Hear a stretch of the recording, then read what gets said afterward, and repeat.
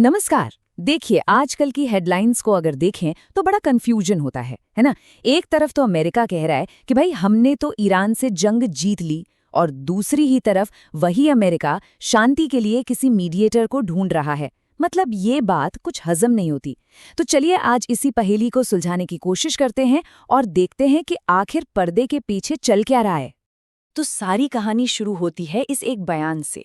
Donald Trump का ऐलान, हम युद्ध जीत चुके हैं। उन्होंने तो यहां तक कह दिया कि ईरान मिलिटरीली डेड हो गया है, मतलब सैन्य तौर पर खत्म। अब ये अपने आप में एक बहुत बहुत बड़ा दावा है, और यहीं से इस कहानी में असली ट्विस्ट आना शुरू होता है। और यही तो सबसे बड़ा सवाल है। अगर जंग सच में जीत ली है तो फिर ये मीडिएटर, ये बिचौलिया क्यों चाहिए? मध्यस्थता तो तब होती है जब मामला कहीं फंसा हो। तो फिर इस जीत के दावे के पीछे असली कहानी क्या है? कुछ तो गड़बड़ है। ठीक है, तो इस पजल के पहले टुकड़े को उठाते हैं। ये जो अमेरिका से उलझाने वाले बयान और एक दूसरे से बिल्कुल अलग एक्शन आ रहे हैं, पहले उन्हें समझते हैं। अब जरा यहाँ देखिए, जो कहा जा रहा है और जो असल में हो रहा है उसमें जमीन आसमान का फर्क है। अमेरिका ने कहा 5 दिन का सीज फायर, लेकिन असलियत लड़ाई तो रुकी नहीं। फिर ऐलान हुआ जीत का, पर उनके जहाज और सैनिक तो अभी भी गल्फ की तरफ बढ़ रहे हैं। और सबसे मजेदार बात, अमेरिका कहता है कि ईरान तो मिलिट्रीली डेड हो चुका है, लेकिन ईरान तो साफ साफ कह रहा है कि भाई हमारी तो कोई डील ही नहीं हुई। मतलब पूरी तरह से दो अलग अलग कहानियां चल रही हैं। और इस कंफ्यूजन को और बढ़ाने के लिए ट्रंप ने एक और दावा कर दिया कि ईरान ने उन्हें तेल से जुड़ा कोई बड़ा ही रहस्यमयी गिफ्ट दिया है।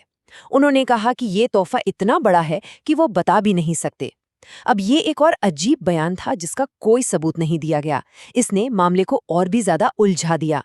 और अब आता है कहानी का सबसे बड़ा ट्विस्ट। इस डिप्लोमैटिक गेम में एक ऐसे प्लेयर की एंट्री होती है जिसके बारे में किसी ने सोचा भी नहीं था, और वो है पाकिस्तान। यहां आकर ये पहेली और भी गहरी हो जाती है। जरा सोचिए, पाकिस्तान, एक ऐसा देश जो इजराइल को एक देश मानता ही नहीं, वो उस झगड़े में बिचौलिया क्यों बनेगा जिसमें इजराइल एक मेन पार्टी है? ये तो उनकी अपनी फॉरेन पॉलिसी के एकदम खिलाफ है। तो फिर हो क्या रहा है? और ये स्लाइड साफ दिखाती है कि पाकिस्तान का इस रोल में आना कितना अजीब है। देखिए, पाकिस्तान हमेशा से खुलकर फिलिस्तीन को सपोर्ट करता है। इजराइल के साथ उनके कोई डिप्लोमेटिक रिश्ते नहीं हैं। अरे यहाँ तक कि पाकिस्तानी पासपोर्ट पर साफ साफ लिखा होता है कि ये पासपोर्ट इजराइल जाने के लिए वैलिड नहीं है। तो अब जरा पर्दा उठाते हैं और ये समझने की कोशिश करते हैं कि ये जो ऊपर से सब इतना अजीब और बिखरा हुआ लग रहा है, इसके पीछे अमेरिका की असली स्ट्रैटेजी क्या हो सकती है। तो एक थियरी ये है कि ये पूरी शांति की बात असल में सिर्फ वक्त खींचने की एक चाल है। स्टेप 1, एक सीज़फायर का ऐलान कर दो ताकि मीडिया का ध्यान बढ़ जाए। स्टेप 2, इस शांति के माहौल का फायदा उठाकर चुपचाप खाड़ी में करीब 5,000 सैनिक भेज दो। और स्टेप 3, अपने बड़े बड़े जंगी जहाज जैसे एयरक्राफ्ट कैरियर्स को ईरान के और करीब ले जाओ। और ऐसा नहीं है कि ये कोई नई चाल है। बताया जाता है कि अमेरिका ने जनवरी में हुए हमलों से ठीक पहले भी कुछ ऐसा ही किया था। तब भी कहा गया था कि कोई हमला नहीं होगा, लेकिन असल में वो सिर्फ अपने मिलिट्री एसेट्स को सही जगह पर लाने के लिए वक्त ले रहे थे।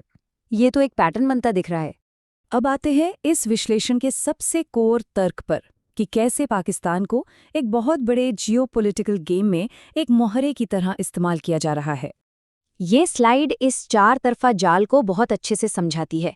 पहला मकसद, पाकिस्तान पर दबाव बनाना ताकि वो इजराइल को भले ही घुमा फिराकर मान्यता दे दे। दूसरा, सऊदी अरब और पाकिस्तान के बीच जो सिक्योरिटी डील मजबूत हो रही है उसे कमज़ोर करना। तीसरा, मिडल ईस्ट में चीन के बढ़ते असर और उसके हथियारों की बिक्री पर रोक लगाना। और चौथा, भविष्य में अगर ईरान पर ज़मीनी हमले की नौबत आए तो उसके लिए एक ठिकाना तैयार रखना। इस टेबल में देखिए पाकिस्तान के लिए क्या दाव पर लगा है। एक तरफ है चारा, मतलब दुनिया की नज़रों में शांति दूत का रोल, अपनी न्यूक्लियर ताकत का दिखावा और कुछ समय के लिए अमेरिका की दोस्ती। पर दूसरी तरफ है इसकी असली कीमत, इजराइल को मान्यता देने का दबाव, अपने ही देश में लोगों का सपोर्ट खोने का डर, सऊदी अरब जैसे दोस्तों से रिश्ते खराब होना और चीन के असर से दूर हो जाना। अच्छा, तो अमेरिका अपनी चालें चल रहा है, पर ईरान इन सब पर क्या कर रहा है? अब जरा कहानी के इस साइड को भी देख लेते हैं। ईरानी अधिकारियों का ये बयान उनकी सोच को बिल्कुल साफ कर देता है। अमेरिका खुद से ही बातें कर रहा है, हार कोई समझौता नहीं होता। मतलब ईरान अमेरिका की इस कहानी को सिरे से खारिज कर रहा है। तेहरान को लगता है कि ये अमेरिका का एक और धोखा है, जैसा वो पहले भी करते आए हैं, और वो इस बार इस जाल में फंसने के लिए बिल्कुल तैयार नहीं है। कहते हैं ना, दूध का जला छाछ भी फूंक फूंक कर पीता है। ईरान इस बार पूरी तरह से अलर्ट है। और मिलिट्रीली डेड होने की बात तो भूल ही जाइए। ईरान को लगता है कि उसकी पोजीशन असल में और भी मजबूत हो रही है। उनके पास खोने के लिए अब ज्यादा कुछ बचा नहीं है, और स्ट्रेट ऑफ हॉर्मुज़ पर उनका कंट्रोल उन्हें बहुत बड़ी बार्गेनिंग पावर देता है। उन्हें लगता है कि बातचीत की टेबल पर उनकी ताकत कम नहीं बल्कि बढ़ रही है। जियोपॉलिटिक्स के अलावा क्या इस पूरी कहानी के पीछे कोई और भी मकसद हो सकता है?